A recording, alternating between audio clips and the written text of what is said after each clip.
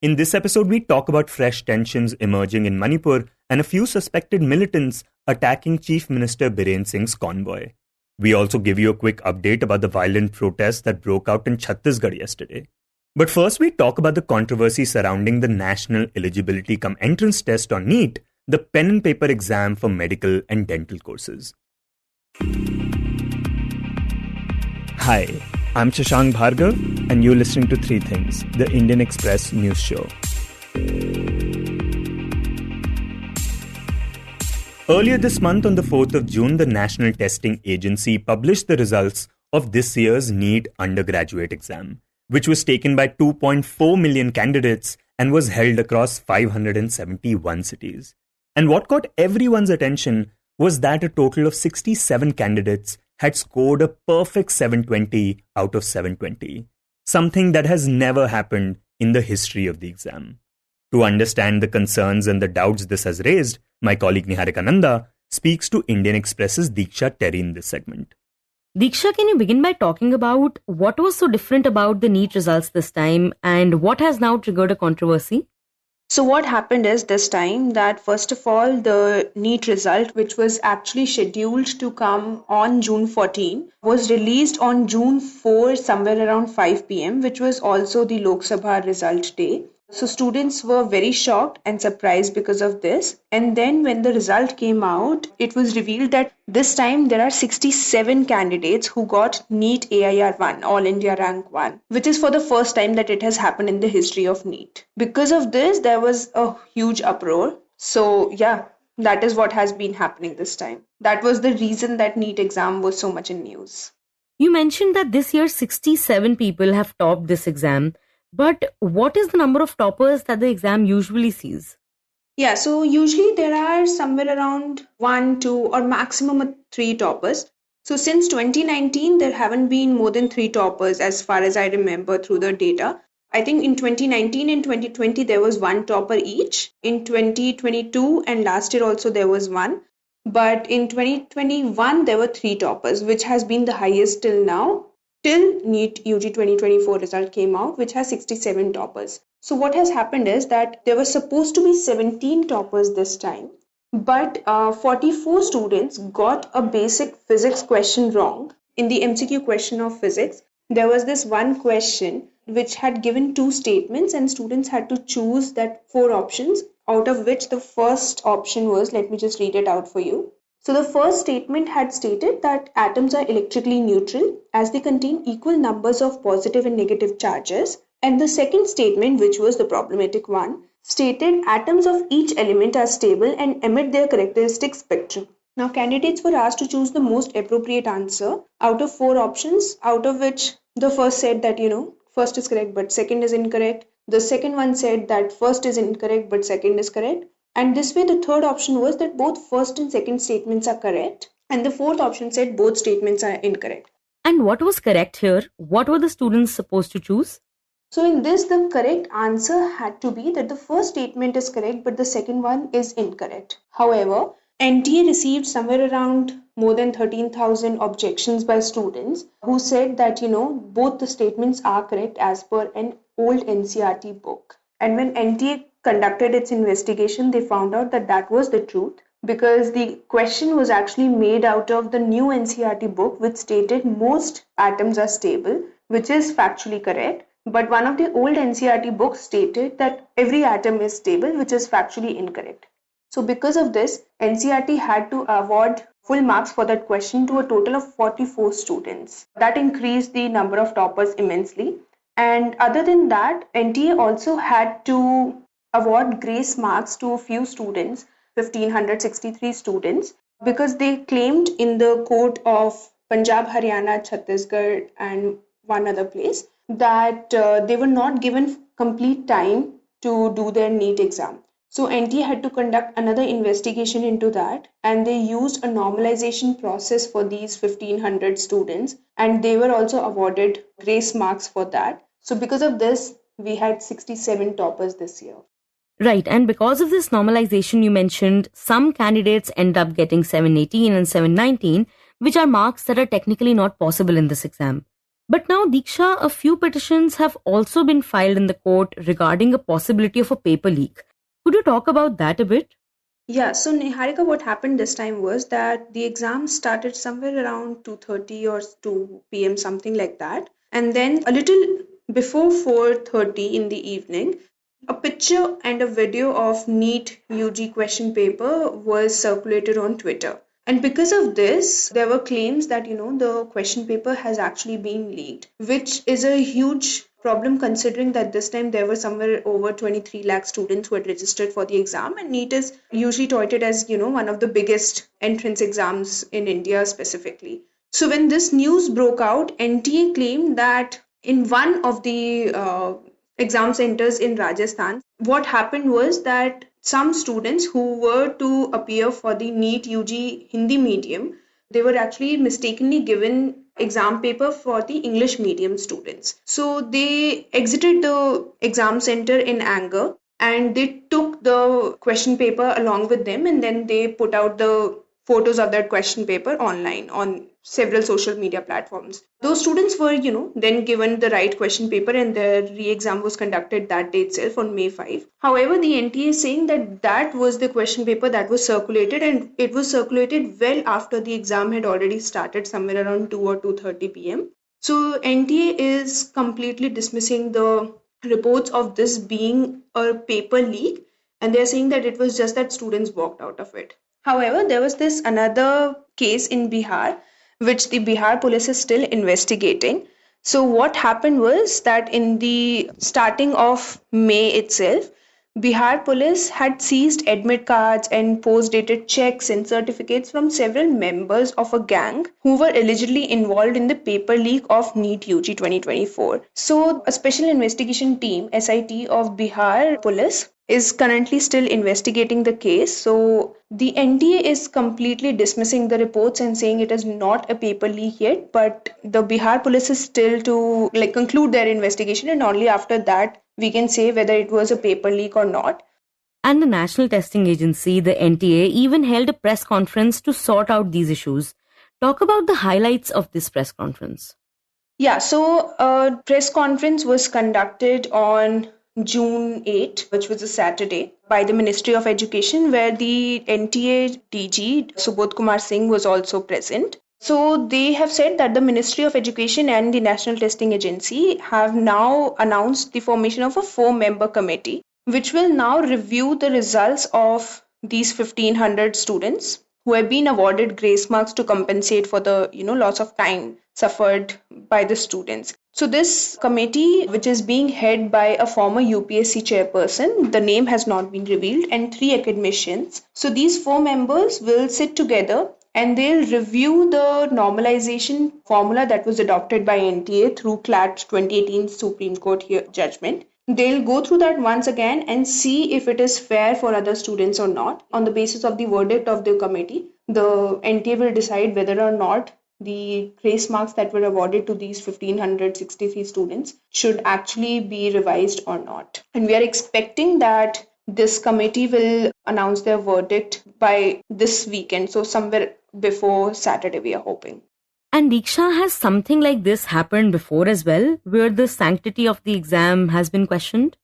So when it comes to, such an issue of inflated number of toppers or, having these reports of grace marks and stuff, that is something that has never been happened in the recent history, and that which is a first. However, there have been a lot of controversies around NEET UG exam. One controversy that we are very well aware about, I think, the whole country, especially the medical students from South, is that there are a lot of political parties that are completely against the conduction of NEET. So, for example, even today, the Tamil Nadu Chief Minister and DMK President M.K. Stalin has posted on social media platform on how there is a Tamil Nadu committee who wants complete elimination of NEET UG in general, and they want that the government should make sure that once NEET UG is eliminated, the class 12 score should be taken as the eligibility criteria.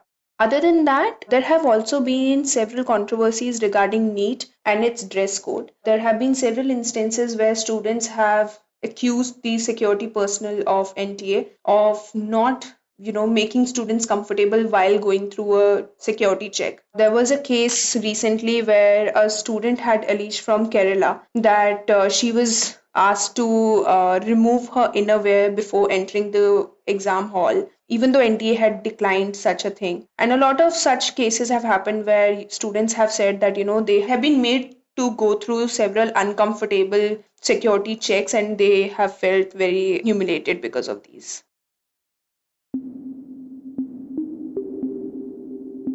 And next we talk about Manipur. The ethnic clashes between the dominant Meiteis and the Kuki-Zomi community first broke out over 13 months ago. Since then, these clashes have resulted in over 200 deaths and displaced more than 50,000 people. For about a month, however, with the exception of a few incidents of extreme violence, the situation in the state had been relatively calm, especially when compared to the past year. But this changed shortly after the Lok Sabha elections concluded last week. When we spoke to Indian Express's Sukrita Baruah, she told us that this time the violence occurred in the Jiribam district. And Jiribam has not been one of the hot spots of the conflict so far. And Jiribam is also geographically very different. So, as we all know, the main flashpoints of the conflict over the last few months have been the areas which are at the borders of the Meitei-dominated valley and the hill areas where the Kuki-Zomis are the majority population. And it's these border areas that have been the flashpoints, the biggest flashpoints of the conflict, as well as More, which is the border town by the Indo-Myanmar border. But Jiribam is very different from these areas. The region actually borders Assam's Kachar district. So there's the plains in the center, then there are the hills surrounding it, and then there's Jiribam outside of those hills, and it is geographically contiguous to the Barak Valley in Assam, which Kachar is a part of. And Jiribam is also demographically very different. So it's a very mixed district. There are Meiteis, there are Muslims, both Manipuri Muslims as well as Bengali Muslims. There are Hindu Bengalis. There are Kuki-Zos, Mars, which are also part of the Zo ethnic umbrella. There are Nepalis, Nagas, Khasis. It's a very mixed population. So while violence has been raging on in other parts, Jiribam, of course, there have been tensions given that people from different communities are living there. But the conflict hadn't escalated so far. But she says on the 6th of June, panic set in after a Meitei man named Sarat Kumar Soibam did not return home from his farm. Later that night, locals found his dead body. And there were deep injuries from a sharp object on his body. So that sparked tensions, and the Meitei community there pointed fingers at the Mar Kuki-Zos who lived nearby. And that night itself, homes of several Zo people were burnt in Jiribam. So that was what happened on June 6th. And soon as retaliation for that, a large number of houses belonging to Meitei families were burned in the days that followed. And as a result of this, in this relatively peaceful place, now we have like over 1,000 people who've been displaced from their homes. So I spoke to the MLA in Lakhipur, which is in Kachar district in Assam. So according to him, more than 1,000 people have crossed over from Jiribam to Kachar, and they're taking shelter in different villages. Here, most of these are Mars, who are part of the Zo umbrella, as well as a few Meitei families. And Meitei families whose homes were burnt, or where homes were burnt in their localities, they have been moved by police and Assam Rifles to a few designated relief camps in Jiribam itself. This represents a new wave of displacement in a state already housing thousands in various relief camps. And what's worth noting is that this time, it is occurring in a region where both communities had coexisted relatively peaceful until now. And, we've seen that people who've been displaced in other parts of Manipur now have been displaced for over 13 months. And there doesn't seem to be, nobody can really foresee when and if people will be able to go back to where they had their homes, right? Whether Kuki-Zomi people can come back to Imphal, whether Meitei people who lived in Churchandpur can go back to Churchandpur. So the fear here also in Jiribam is that, now it's just been 4 days that people have been away from their homes. And the question that they're asking is, when can we go back? And they don't want this to become a permanent state of affairs, right? The situation from a police perspective is more or less under control right now in Jiribam. Since the incidents of arson, we haven't seen overt acts of violence for now. But tensions are very high. And while people do want to go back, they're also afraid because now, once the fabric has been ruptured like this, things are going to be really difficult for people to just move on again. Also, when it comes to Jiribam, Sukrita says that the office of the Chief Minister had received intelligence suggesting a movement of, quote, Kuki militants towards the district. But turns out, not much was done about it. Now, Chief Minister Biren Singh was scheduled to visit the region, but his convoy was ambushed by some suspected Kuki militants yesterday. So ahead of his visit, a security convoy was traveling from Imphal to Jiribam. On Monday, it was ambushed in a part of Kangpokpi district, which is a Kuki-Zomi dominated district. And one of the security personnel who was a part of that convoy has been injured. So the police are pointing towards they're attributing this attack to what they're calling Kuki militants. And that's where things stand. So it's very volatile right now. A lot of police and central security forces have been moved to Jiribam now. So everything is on high alert. And this includes the Kachar district in Assam, especially considering that its demography is similar to that of Jiribam. So there are fears within the police and the district administration that this movement of people should not spark tensions here as well. So police in Kachar are on high alert as well. Now, Sukrita says that after the attack on his convoy, the Chief Minister visited a local hospital to see the injured personnel.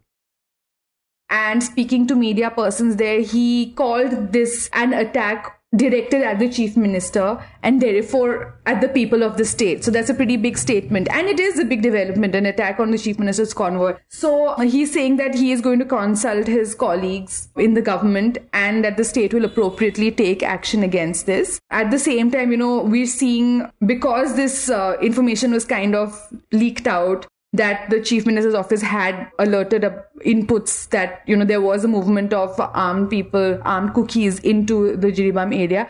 We can safely anticipate that there's going to be more clamor. Meanwhile, she says there is also increasing pressure from the Meitei community for the Chief Minister to head the Unified Command Unit, which, after the violence first broke out, was established to coordinate between all the security agencies in the state. Currently, this unit is led by Kuldeep Singh, the former Director General of the CRPF. So, once again, we're hearing this question that, why isn't the Chief Minister the person in charge of this unified command? So I think that's something we're going to hear a lot more of once again in days to come. And Sukrita, we are talking a few days after the Lok Sabha elections. Now, Manipur, we know, has 2 seats, which were earlier held by the NDA. But this time it was the Congress party that won both these seats. Could you talk to us a bit about that and what this sort of change signifies? So, like you said, now the Congress has more or less swept actually both these seats, pretty solid margins. And this is obviously being read, and it has been acknowledged by Chief Minister Biren Singh also as, an expression of discontent by people against the handling of the conflict. This is, of course, the reasons for this are different on both sides. While the Kuki-Zomis are very aligned against the Biren Singh-led state government. So, when I spoke to them ahead of the election, they were saying whatever decision we take, it has to be an expression against this government. So, there's been kind of consensus vote that took place amongst the Kuki-Zomi community, and they voted in large numbers for the Congress candidate. And in the Inner Manipur constituency, of course, we had a very heated contest. And the person who's emerged out front is Bimol Akoijam, who's a JNU professor, and he made his political debut. And he entered this election as a result of this conflict. He's been very vocal about it since the beginning. And his campaign was also largely in criticism of the state and center's handling of the conflict. So he kind of mobilized his campaign also along those lines. So definitely, I think in the Inner Manipur constituency also voters have more or less consolidated and backed him as an overt expression of discontent. So we have to see now how, things are going to work between these 2 Congress MPs and the state government, and whether this will have any tangible outcomes in terms of the handling of the conflict. And in the end, we talk about Chhattisgarh. A large rampaging mob torched a part of a government building and several vehicles within the perimeter of the Baloda Bazar district collector's office in Chhattisgarh. These protests happened over last month's desecration of Jait Kham, a structure that holds religious significance for the Satnam Panth sect. Satnam Panth is a religious movement founded by Chhattisgarh's 19th century religious head Ghasidas, and the sect mostly comprises Dalits. Chief Minister Vishnu Diosai said he had ordered top officials to the spot and had sought a report on the incident. The rioting mob was allegedly demanding a CBI probe into last month's desecration of the Jait Kham, a white pillar in Giratpuri village. The pillar, considered sacred by the sect, was vandalized on the 16th of May. According to sources, the mob that was involved in yesterday's arson was part of a protest rally that was headed towards the collector's office in the afternoon. Although police had put up barricades anticipating trouble, the mob allegedly tore them down and manhandled the staff at the SP office before entering the collector's office. Apart from a portion of the SP's office and some vehicles, a fire engine dispatched to the site of the incident was also allegedly set aflame. Sources also told the Indian Express that some policemen were also wounded in the scuffle and 3 people have been arrested so far. The incident comes a day after Deputy Chief Minister Vijay Sharma promised a judicial inquiry into last month's vandalism. You were listening to 3 Things by the Indian Express. Today's show was edited and mixed by Suresh Pawar and was produced by Niharika Nanda and me, Shashank Bhargava. If you liked the show, then do subscribe to us wherever you get your podcasts. You can also recommend the show to someone you think will like it, share it with a friend or someone in your family. It's the best way to get to know about us. You can also tweet us at Express Audio and write to us at podcast@indianexpress.com.